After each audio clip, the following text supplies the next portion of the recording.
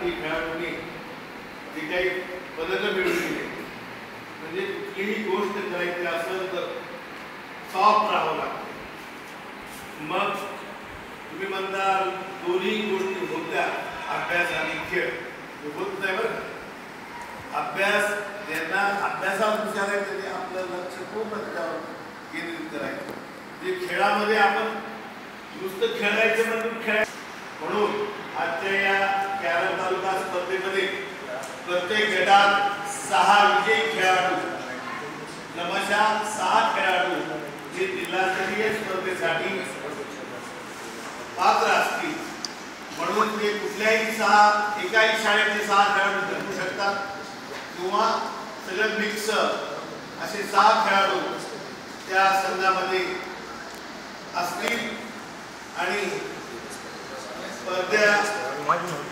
स्पर्धा होत असतानापणाने जयदीप सरांकडे ही स्पर्धा सोपवली आणि त्यांनी कमी वेळेमध्ये अत्यंत चांगल्या पद्धतीचं नियोजन या समितीच्या वतीने हार्दिक आभार व्यक्त करून या ठिकाणी थांबतो.